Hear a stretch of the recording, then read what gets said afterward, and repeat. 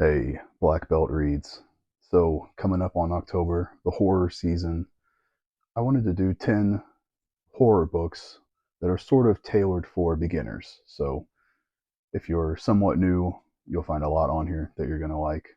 And if you've been reading horror for a long time, maybe you'll find a little hidden gem in there. So, none of these books are bad because they're easy. I kind of have them ramping up in difficulty. The first three or four are really easy reads and they get a little harder as they go, but got a little bit of each sort of popular horror genre. Starting off with Pen Pal. I'm going to say this is the easiest book on the list to just pick up and read. That doesn't mean it's bad, it's really good. It has a really creeping sense of dread throughout the novel. This is about a little kid who writes a letter trying to get a pen pal for his school. And the person writing back, it's just very creepy and disturbing. And, the mom is scared. They move away. A lot of things happen. And each chapter gets progressively more sinister and nothing like crazy horror in this, nothing gory or anything, at least that I remember. This is just a nice, easy, short place to start. This would be perfect for the Halloween season. So, I am a big fan of Grady Hendrix. Every one of his books, I would say they're pretty easy to read. He doesn't write in a challenging way, but man, they're fun. They're a lot of fun. So easy doesn't mean bad, right? This is going to be vampires, of course, the Southern Book Club's guide to slaying vampires. But it's got a little bit of a twist on the vampire thing. And I just love that it is a bunch of Southern older ladies, housewives, that do a little book club, mostly so they can drink or whatever, and they stumble onto something very dark. And this has some really disturbing stuff in it, but it's at the early stages of this list, so nothing too crazy. It's just got some stuff involving kids and, nothing like overtly gross or anything. So this one is very easy to read. You can blow through this one really fast. Perfect for the horror season if you don't want anything too challenging. But the story is really good, really interesting, and I was hooked the whole time. I'm from the South though, so not that that really matters. So next up we have a very, very popular horror theme, possession. So there's a lot of possession books, The Exorcist. There's so many of those. Didn't put The Exorcist on the list just because it's so popular, so famous. This one, maybe not so much. Again, very early in the list here. It's very short. It is just about a woman who slowly becomes seemingly possessed by some sort of demonic presence. Yeah, really good. You can read this one really fast. It's not challenging at all. It's just fun, and I personally really like the possession genre. You've got a lot of novels you could pick from. This is just a really easy, quick place to start. So, one of the most famous, most common horror tropes is the haunted house, right? So, picked one. Maybe a lot of people haven't read Kill Creek. This is a story you probably feel like you've heard before. Some people get together, go into a house that's supposedly haunted. And, some of them believe that it's haunted and some of them are skeptical. And of course, it's a horror novel, so you know what's going to happen. And this does a really good job of playing into that story that we all love while making it unique. It's about authors, so horror writers that get together to stay in this house that's supposedly extremely haunted. It's sort of a gimmicky thing to try to sell their upcoming books, right? And four different authors. Like one is a children's horror, kind of like Goosebumps. One of them only has one or two books, but they were highly loved, like really, really highly praised, but they've had writer's block for a long time, so their output is very low. One of them is a veteran in the horror genre. He's got tons of books, and he's just sort of the OG, right? And then you have a fourth, I believe it is a female author writing much grosser sexual horror. So it's just four completely different authors, and they stay in this house. And there's a point in the book where they leave the house, but the house does not leave them.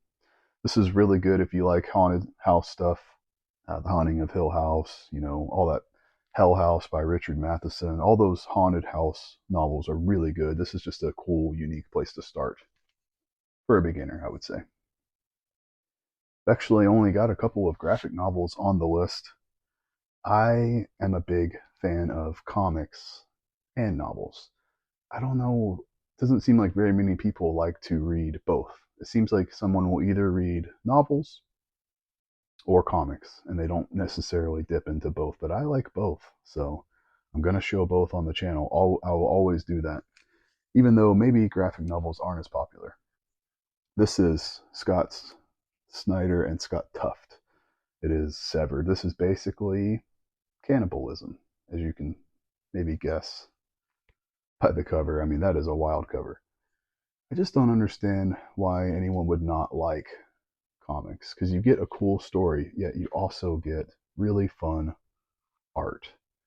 There are some really, really cool scenes in this involving our man on the front. I won't spoil anything, but yeah, basically cannibalism in the olden days. A very popular story that this has a slight twist on it. So yeah, on the road, 1900s, cannibalism. Kind of a popular tale, just done in a unique way. Of course, that's why it's on the list. So there's their Severed.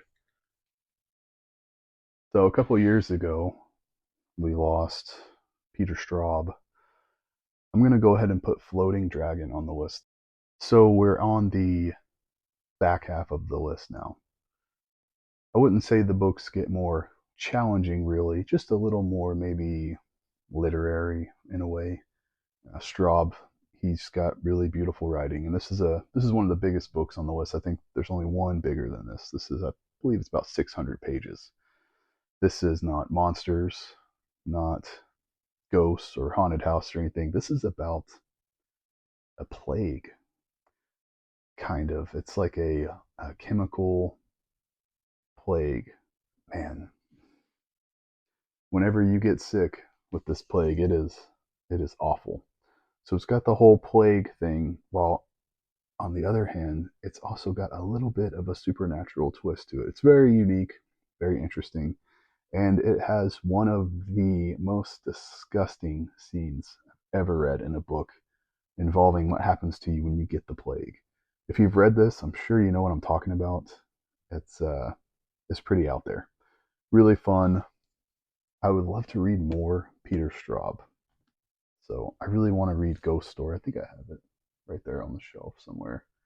Yeah, Ghost Story. I might read that this October. All right, moving into one of my favorite authors, Dan Simmons.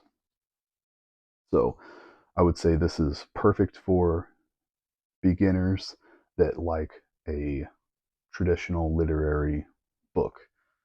Dan Simmons is master. He is the master at multiple genres. He can write horror, fantasy, sci-fi, literary. He's the man. And one of my favorite books of all time is The Terror by Dan Simmons. So I didn't put that on the list because I've talked about it quite a few times on my older videos.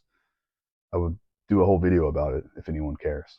It's one of my favorite books, maybe my favorite book ever, but definitely my favorite Simmons book. So this one though, Carrion Comfort. I mean, look at that cover. That's pretty creepy. This is the second book on the list that is vampires. But the reason I put it on the list is it's not the vampires you may be thinking. It is psychic vampires. So you may have heard that term before. This is not vampires with sharp teeth that drink your blood. This is people that have the ability to hypnotize you in a way and make you do whatever they want you to do. They can control you with their mind, basically. It's a little more subtle than that. Um, there's some absolutely awful people in this book. Some of the things that these vampires do are just like, oh man, this is probably what it would be like if that was a real thing, because people suck, right? So this is, again, just beautifully written, unique take on a vampire. Almost done here. So this one is going to be my favorite cover on the whole list. It's The Fisherman. So another really, really famous horror genre is Lovecraftian. Whenever I grew up, I was a big Lovecraft kid. I would read all those stories. I think that's how most people start with horror. If you're my age, maybe at least, is Stephen King and H.P. Lovecraft. So they've influenced a lot of people, right? This is going to be a Lovecraftian horror story. But it's a lot more than that. It is about grief, depression, loss, deeper into the list here because this is vastly darker and deals with some really heavy stuff.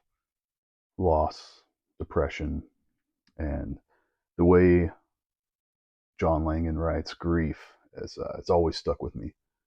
I can imagine what it would be like for our character here. He loses his wife and he goes into a spiral of grief that is just written wonderfully. It's got a really cool villain, really cool set pieces, maybe a little bit more challenging to read. Not like he's using big words all the time necessarily, but just that he is, it's going to be a little bit harder to follow the story. You have to try and give it a little bit more effort to really get into it.